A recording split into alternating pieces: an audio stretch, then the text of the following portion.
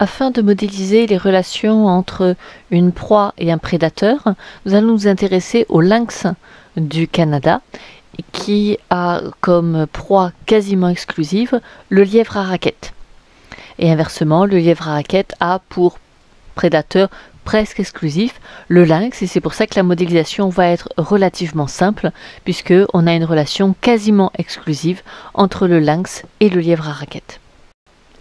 Cet exemple est célèbre parce que les effectifs du lynx du Canada et du lièvre à raquette ont été évalués par le nombre de fourrures vendues par les trappeurs de la baie d'Hudson qui vendaient ces deux fourrures et les exportaient vers l'Europe. Depuis 1845 jusqu'en 1935, il y a des registres très précis qui permettent de voir les fluctuations de ces deux populations. Mais il y a un biais à cet enregistrement qui est le prix des fourrures, puisque les trappeurs ne tuent pas indistinctement tous les lynx et tous les lièvres qu'ils croisent, mais ils vont orienter leur chasse en fonction du prix relatif des fourrures. Et donc peut-être que les lynx sont surreprésentés par rapport aux lièvres, et puis que selon les années et le prix relatif de ces deux fourrures, ils ne prélèvent pas de la même manière sur ces deux populations. Néanmoins, cela nous donne notre problématique.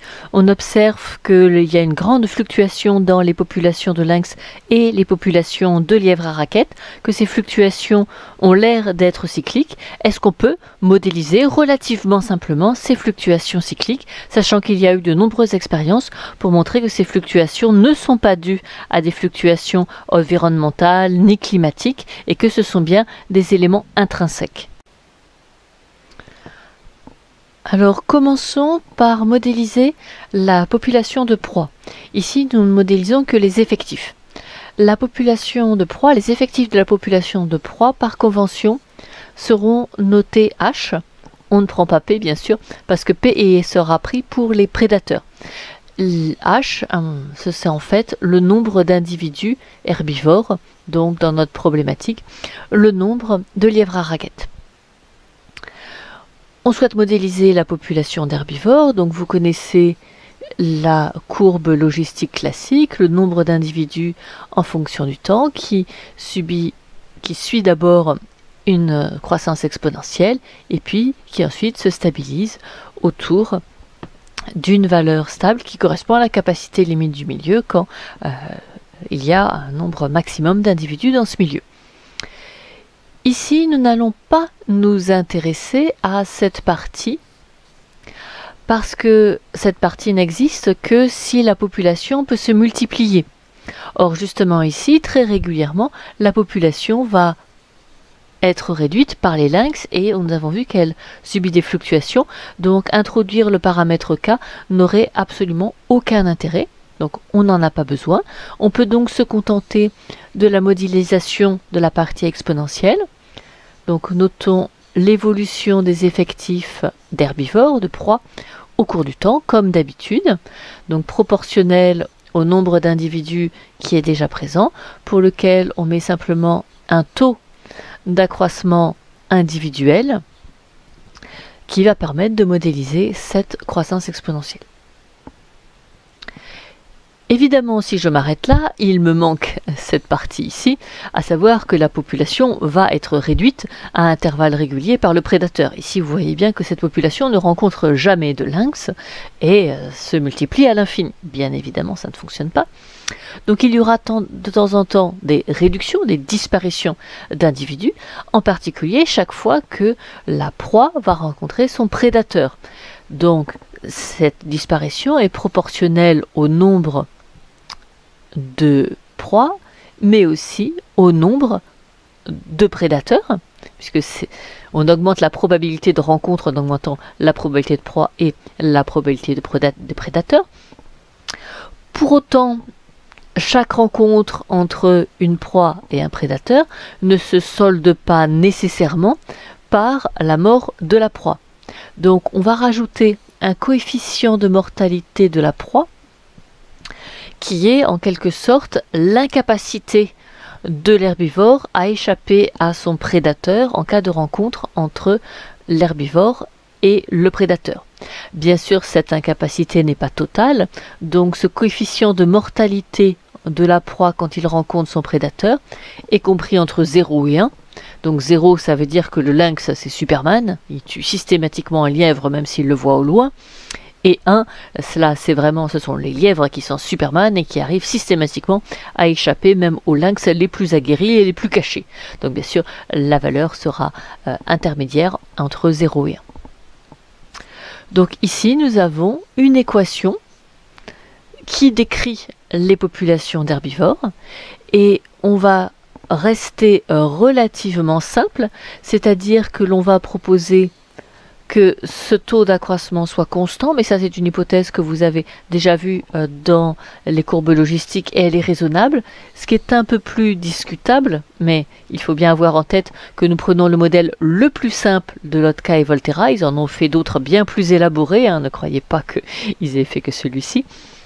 Nous sommes sur le modèle le plus simple, donc dans ce modèle simple, voire simpliste, nous allons proposer que ce coefficient de mortalité de la proie par rencontre avec le prédateur soit constant.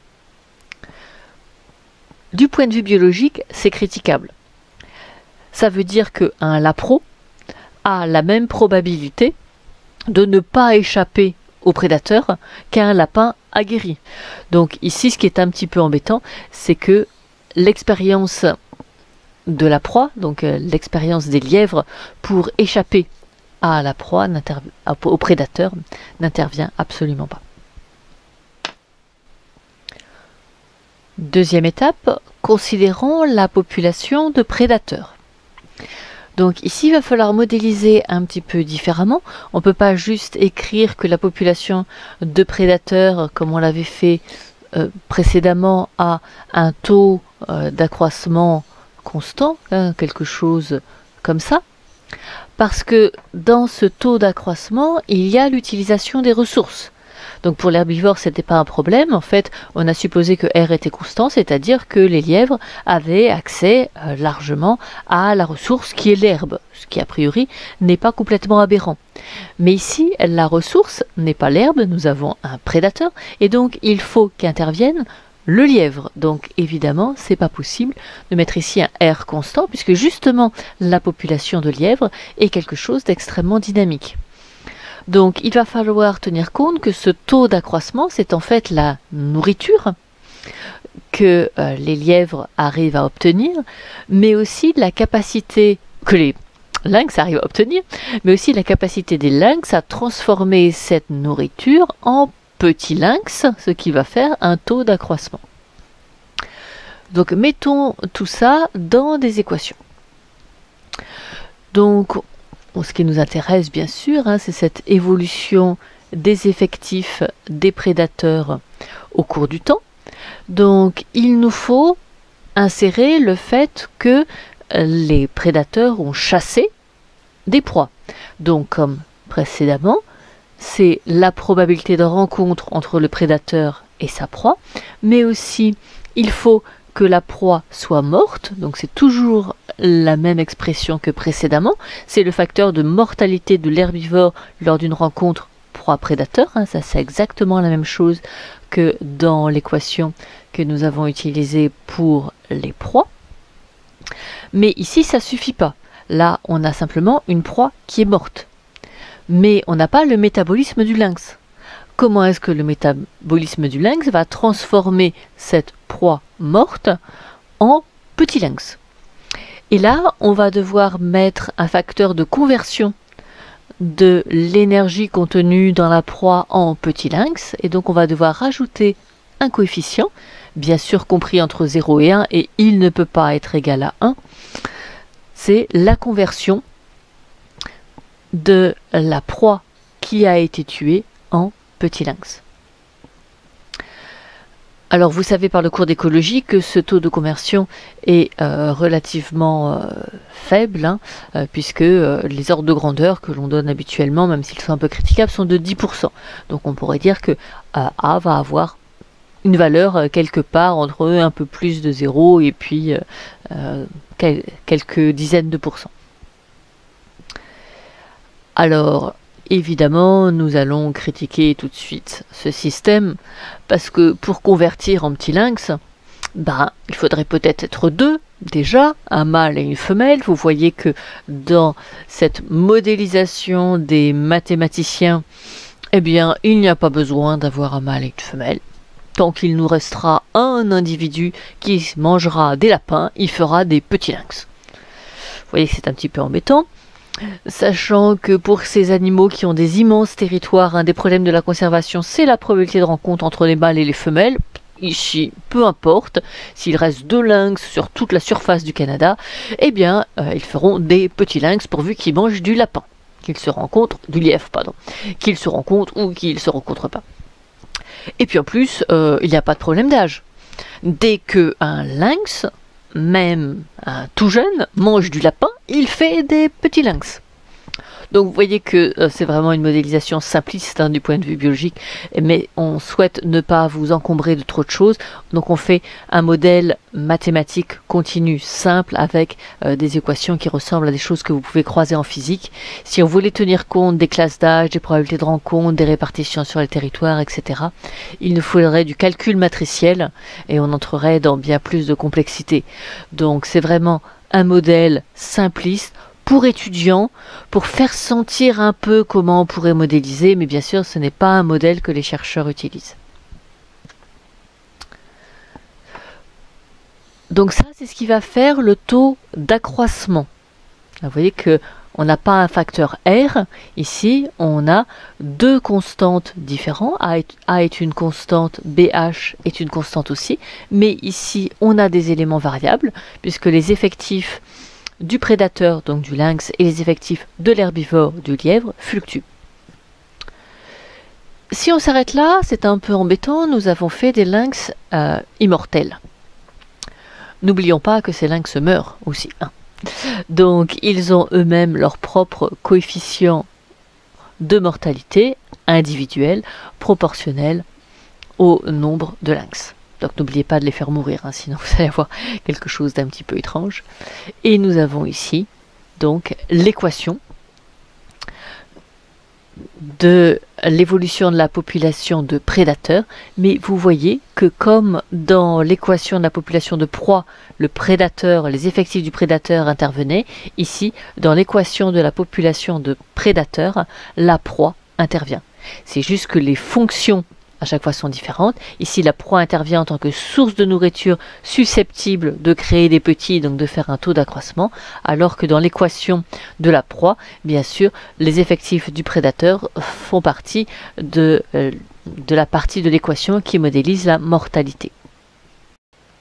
Notez que dans cette équation, la seule source de nourriture pour le lynx est le lièvre à raquette. Si les populations de lièvres diminuent, voire éventuellement disparaissent, par cette équation, le lynx se laisse mourir plutôt que de manger autre chose que du lièvre. J'aime autant vous dire que cette situation est hautement improbable, puisque ici, par exemple, on vous montre un lynx qui a capturé un écureuil, mais il capture aussi des mulots, etc. Donc, bien sûr, il préfère chasser les lièvres, qui sont des animaux relativement volumineux. Donc, l'énergie dépensée pour la chasse et l'énergie récupérée par cette chasse, le rapport est intéressant, mais s'il n'y en a pas, il mange toutes sortes de petits rongeurs. Voyons si avec ces 2 équations, donc dites de Lotka et Volterra, on arrive à répondre à notre problématique, c'est-à-dire, je vous la rappelle, notre problématique, c'était d'expliquer les fluctuations cycliques des effectifs, en réalité des fourrures, qui étaient vendues et que l'on a pris comme représentation relativement simple de les variations d'effectifs des lièvres et des lynx. Donc on repère des fluctuations à intervalles réguliers, aussi bien pour la population de la proie que pour la population de prédateurs, mais repérez que quand on compare les deux, il y a un décalage entre le maximum de la population de proie et le maximum de la population de prédateurs qui le suit toujours avec un petit peu de décalage. Donc est-ce qu'on arrive avec notre modèle à reproduire qualitativement au moins ces fluctuations régulières de population de prédateurs et de population de proies? Donc nos équations sont celles-ci Évolution de la population, d'abord de la population d'herbivores, donc avec son coefficient d'accroissement individuel, le taux de mortalité lors de la rencontre avec le prédateur, et ici nous avons l'évolution du prédateur qui a sa propre mortalité, vieillesse par exemple, et un taux d'accroissement, donc de formation de nouveaux individus qui dépend de sa capacité à se nourrir, et ici on a supposé à se nourrir exclusivement de lièvres et à les convertir en descendants. La difficulté avec ce système, c'est qu'à chaque fois, vous voyez que dans l'équation de la population de prédateurs, la proie intervient. Dans l'équation de la population de proie, l'effectif des prédateurs intervient. Donc nous avons des équations couplées, ce qui fait que ce n'est pas si facile à résoudre. Néanmoins, il est possible de résoudre, au moins de façon numérique, ces équations, et on peut les représenter du coup de deux façons. Donc vous avez ici le premier type de représentation où on a les effectifs de la population de prédateurs en fonction des effectifs de la population de proie. Ce sera en fait le plus simple pour démontrer que l'événement est bien cyclique. Et puis, celui qui nous permettra de mieux savoir si nous avons réussi ou pas à démontrer ce que nous voulions, l'évolution des populations de proies et de prédateurs en fonction du temps, pour voir si on retrouve effectivement les variations cycliques qui sont observées dans les fourrures. Donc je vous propose de commencer d'abord par la représentation de gauche, la population de prédateurs en fonction des effectifs de la proie. Et nous allons les comparer à la représentation de droite qui est en fonction du temps. J'ai mis un code couleur pour que vous puissiez transposer le graphique de gauche et le graphique de droite. L'intérêt principal du graphique des prédateurs en fonction des proies, c'est de montrer que le phénomène est cyclique. En effet, si on revient dans cet espace, si on a une boucle, c'est forcément que ça va se produire à l'infini, toujours de la même manière.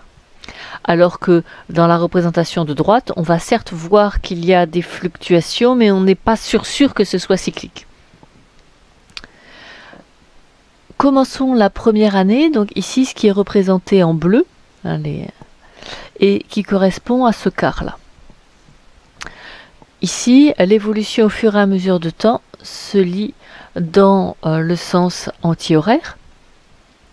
On démarre ici à ce point, qui est aussi ce point-là, le point A. Donc à ce stade, on observe que la population de prédateurs est à son minimum, ce que nous trouvons ici, alors que la population de proie est quand même relativement bien fournie, ce que nous avons ici. Ici, au fur et à mesure du temps, la population de proie augmente, puisqu'on se déplace dans ce sens-là sur cet axe. La population de proie augmente, mais on voit aussi, on va se déplacer aussi sur cet axe, la population de prédateurs également. Donc on est dans cette première phase, la population de proie et la population de prédateurs augmentent ensemble, ce qui est pour le moment relativement intuitif. Si les proies réussissent à avoir accès à de la nourriture en quantité suffisante, elles se développent, ça fait beaucoup de nourriture pour le prédateur, et comme le prédateur de façon magique transforme ça instantanément en petits descendants, forcément ça augmente le nombre de descendants. Donc ici il n'y a pas de délai, puisque nous n'avons pas introduit d'événement de délai ici dans cette équation, nous avons une conversion instantanée en descendants. Vous vous doutez bien que ça ne va pas durer éternellement comme ça, puisque au fur et à mesure que la population de prédateurs s'étend, bien forcément il va exercer de plus en plus de prédation. Donc on arrive dans une deuxième phase, qui est la phase qui est représentée en violet. Donc on continue à évoluer dans ce sens-là. C'est la représentation que l'on a aussi ici. Donc ce que l'on voit sur l'axe des abscisses pour la population de proie, c'est qu'il y a une réduction de la population de proie. Et effectivement, je le retrouve bien ici. Alors qu'on a toujours, si je lis sur l'axe des ordonnées, une augmentation de la population de prédateurs. Là, la population de prédateurs s'est tellement développée qu'elle finit par réduire la population de proie. Et ce qui devait arriver arriva dans la partie rouge, c'est que on voit toujours une diminution encore plus importante de la population de proie, à tel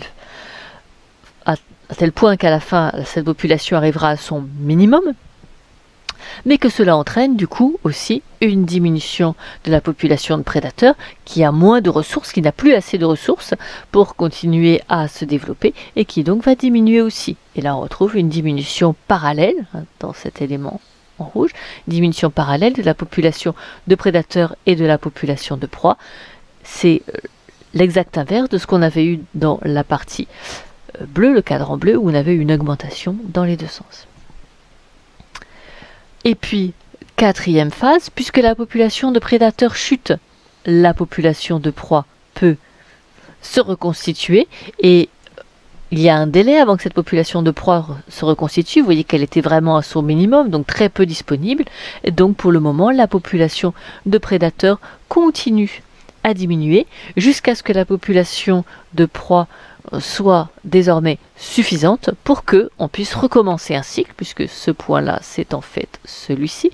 Celui-là va se reboucler ici, et on va pouvoir recommencer un cycle où à nouveau la population de prédateurs va pouvoir réaugmenter. Elle était à son minimum, elle va pouvoir tout doucement réaugmenter. La population de proies continue pour le moment d'augmenter jusqu'à ce que la population de prédateurs redevienne importante, et ainsi de suite.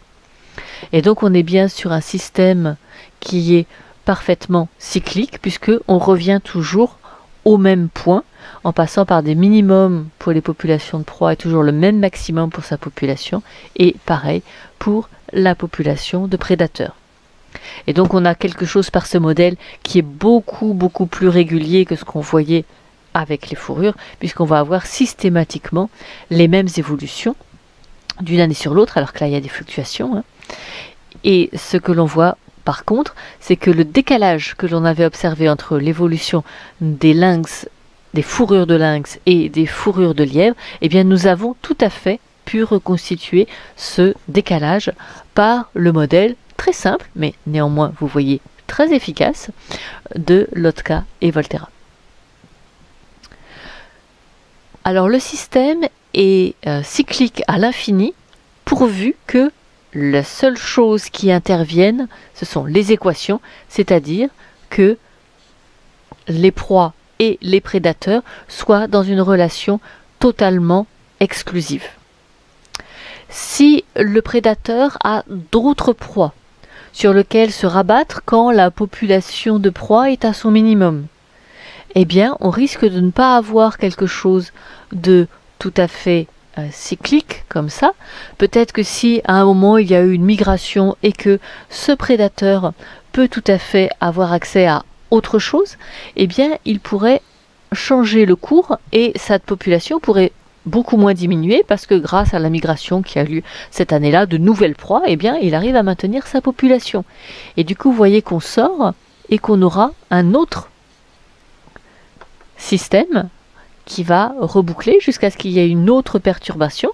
Donc une autre perturbation, ça pourrait être qu'un autre prédateur arrive dans le milieu, et donc désormais, au lieu d'être sur ce cercle, la population de proies pourrait tout à fait diminuer beaucoup plus, et on pourrait avoir un nouveau cercle. Et donc ça, c'est peut-être ce qui explique les fluctuations naturelles, puisque on a vu que l'hypothèse de relation exclusive entre le lynx et le lièvre à raquette était quand même franchement exagérée. Donc il peut y avoir ici des variations qui sont dues au fait qu'il y a d'autres prédateurs ou qu'il y a éventuellement d'autres proies. Dans cette situation où il n'y a pas de perturbation externe, vous voyez qu'il y a des évolutions cycliques à l'infini, même si nous avons vu qu'il peut y avoir des petites sources de variation d'un cycle sur l'autre. Mais ce n'est pas nécessairement toujours le cas. On pourrait tout à fait imaginer que pour une raison ou pour une autre, par exemple un pathogène, les effectifs minimum du prédateur, au lieu d'être ici à sa valeur minimum, en viennent à chuter ici.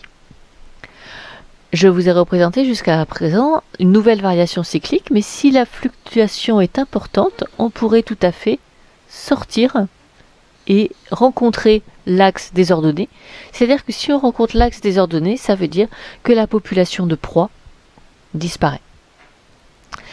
Et en fait, ça va se produire pas seulement quand on a cette forme mathématique, mais en fait quand on va arriver dans des valeurs faibles, comme par exemple c'est le cas de ce qui se passe ici.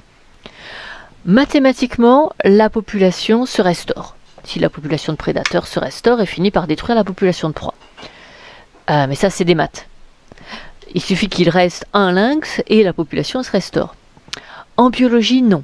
C'est ce qu'on appelle l'effet Ali. Quand il y a peu d'individus, quand une population commence à être très restreinte, il arrive très souvent qu'elle meure complètement. Et donc, on va avoir des zones par ici, qui sont en fait des zones impossibles. Dès que le trajet arrive dans ce secteur, biologiquement, les individus vont mourir. Et donc si on arrive ici aussi, là, les maths nous disent ça se reconstitue, les biologistes disent non, ça ne se reconstituera jamais. Quelle est la validité de ce modèle? Donc l'intérêt de ce modèle, c'est que les changements d'une population sont proportionnels à sa taille, ça c'est relativement raisonnable. Les proies trouvent toujours de la nourriture en quantité suffisante, ça si la population de prédateurs n'est pas proche de l'extinction, c'est raisonnable aussi. La nutrition du prédateur ne dépend que de la taille de la population de proie, là il faut vraiment qu'il soit spécialisé, ce ne sera pas vrai pour tous les prédateurs. Les prédateurs ont un appétit illimité, tant qu'il y a du lièvre, ils mangent du lièvre, qu'est-ce que ce soit ce qu'ils aient mangé avant, ça c'est embêtant. Et ils n'entrent jamais en compétition entre eux, ça c'est embêtant. En fait, il faudrait qu'il y ait un paramètre K pour ce prédateur, ce serait beaucoup plus raisonnable. L'environnement ne change pas du tout, il est parfaitement stable et il n'y a pas d'adaptation des populations, même si on travaille sur des temps longs. Ça, c'est aussi embêtant. Et bien plus embêtant, ici, si la population est réduite, il n'y a pas d'effet Ali, on ne voit pas de disparition de la population. Donc ça, c'est un peu embêtant. Donc tous ces problèmes-là ont été résolus dans des modèles un petit peu plus poussés qu'utilisent les chercheurs.